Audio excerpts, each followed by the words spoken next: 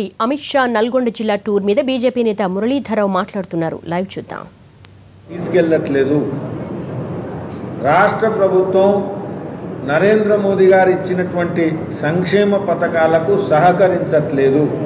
ఇది వారు స్వయంగా అందరితో మాట్లాడిన తర్వాత బహిరంగ సభలో, గ్రామ సభలో స్పష్టం చేయడం జరిగింది.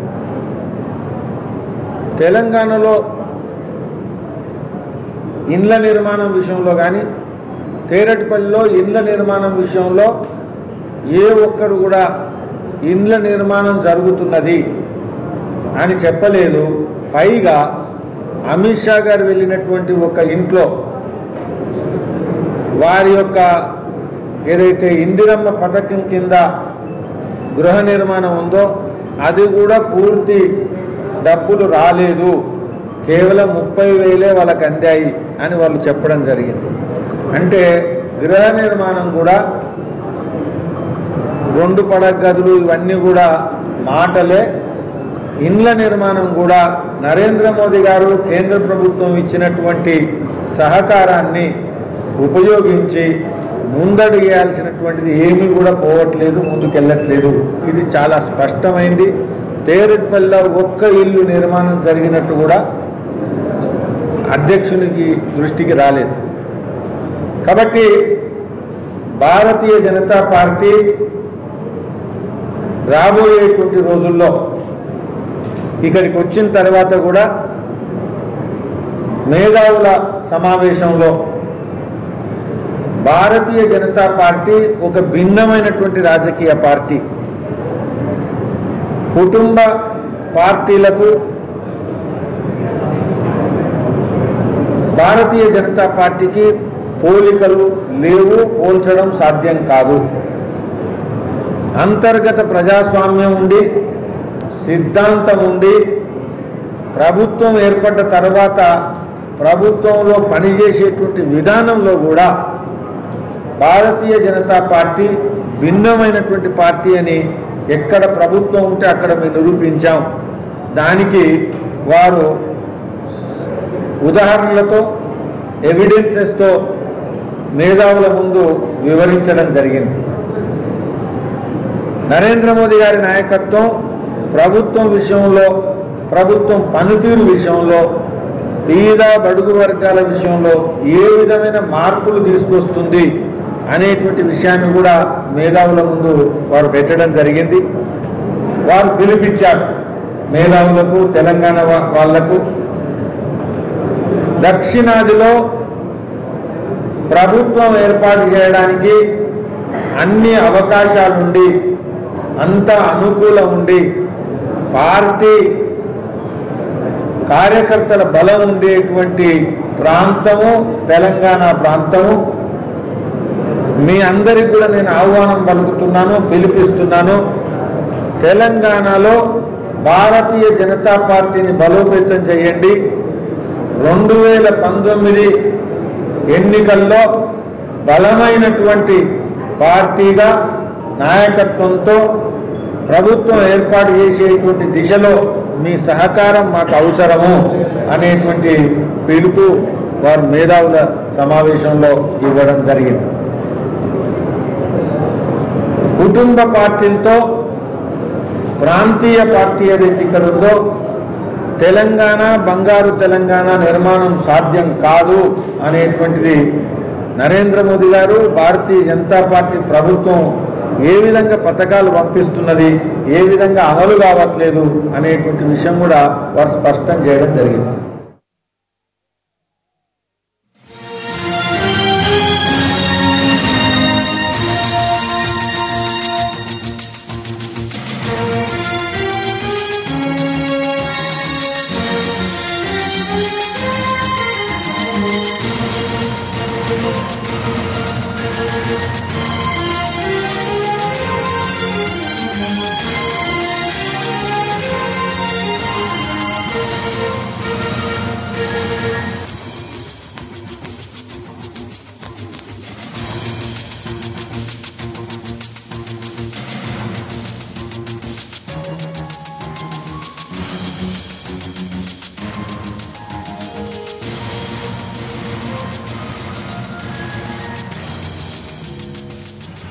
ఆఫీస్ బేరర్ల సమావేశంలో నేతలపై సీరియస్ అయ్యారు బీజేపీ జాతీయ అధ్యక్షుడు అమిత్ షా.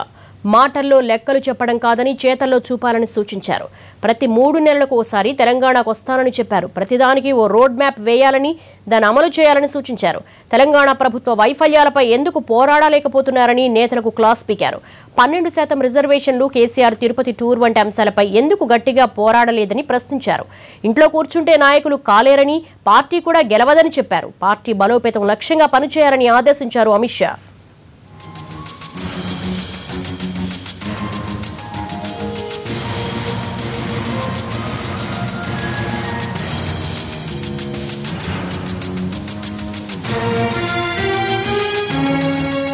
ఆఫీస్ బేరర్ల సమావేశంలో నేతలపై సీరియస్ అయ్యారు బీజేపీ జాతీయ అధ్యక్షుడు అమిత్ షా. మాటల్లో లెక్కలు చెప్పడం కాదని చేతల్లో చూపాలని సూచించారు.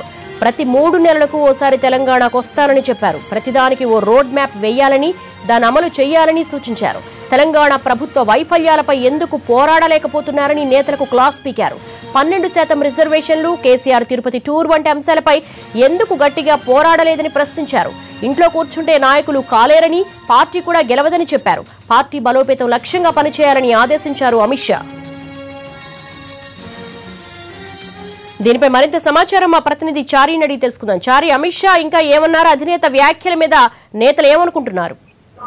అమిత్ షా టూరు ప్రధానంగా తెలంగాణలో బీజేపీని బలమైన శక్తిగా ఎదగడానికి కావాల్సినటువంటి కార్యాచరణ అంతా తీసుకోవాలని చెప్పేసి ప్రధానంగా చెప్పారు. ఒక మాటలో చెప్పాలంటే బీజేపీలో ఉన్నటువంటి సీనియర్ నాయకులు రాష్ట్ర నాయకత్వానికి తలంటారు. ఇప్పటి వరకు పార్టీకి సంబంధించినటువంటి కార్యాచరణను, రూట్ మ్యాప్ ని ఇప్పటి వరకు అమలు చేయడంలో ఎందుకు ఆలస్యం చేస్తున్నారు అనే అంశాన్ని కూడా ప్రధానంగా ఆయన నాయకులందరినీ ప్రశ్నించినట్టు నాకు తెలుస్తుంది. ఇప్పటి వరకు జాతీయ నాయకత్వం సూచించినటువంటి రూట్ మ్యాప్ ను కూడా ఎందుకు అమలు చేయడం లేదనేది ప్రధానంగా ఆయన లేవనెత్తినటువంటి అంశం కనబడుతుంది. సమావేశాలు, చిన్న చిన్న ధర్నాలు చేశామని చేతులు దులుపుకుంటే సరిపోదు అనే అంశాన్ని కూడా ఆయన ప్రధానంగా చెప్పారు. తెలంగాణలో రాష్ట్ర ప్రభుత్వం చేసినటువంటి మసీదులు, చర్చిలు, మందిరాలకు డబ్బులు కేటాయిస్తుంటే మీరంతా ఏం చేస్తున్నారు, ఏం చేశారు అనేది ప్రధానంగా ప్రశ్నించారు. ఇక ప్రధానంగా టీఆర్ఎస్ ప్రభుత్వం మైనార్టీలకు 12% రిజర్వేషన్ ని అసెంబ్లీలో పాస్ చేసింది. దాన్ని నిరసిస్తూ మీరు ఎలాంటి కార్యాచరణ తీసుకున్నారు, దానికి కనీసం నిరసన తెలియచేయడానికి కూడా మీకు అవకాశం లేకుండా పోయిందా అనే అంశాన్ని కూడా ప్రధానంగా లేవనెత్తారు. ఓవరాల్ గా ఆఫీస్ బేరర్ల సమావేశంలో అమిత్ షా సూచించినటువంటి అంశం ఏంటంటే, నెక్స్ట్ ఎప్పుడు ఎన్నికలు జరిగినా అప్పటి ఎన్నికల వరకు మీ రాష్ట్ర స్థాయిలో రాష్ట్ర పార్టీ చేసే రూట్ మ్యాప్ ఏంటి, తన రూట్ మ్యాప్ అమలుకు ఎలాంటి చర్యలు తీసుకుంటున్నారో చెప్పాల్సిందే అని చెప్పేసి ఆయన సూటిగా చెప్పారు. ఇక ఈ రోజు సమావేశంతోనే ముగియలేదు. సెప్టెంబర్ నెలలో కూడా తెలంగాణకు వస్తా, కనీసం 6 రోజులు ఇక్కడే సమయం కేటాయిస్తా, అప్పటి వరకు రూట్ మ్యాప్ ని సిద్ధం చేసి పెట్టాలని చెప్పేసి ప్రధానంగా పార్టీ నాయకులకు దిశానిర్దేశం చేశారు.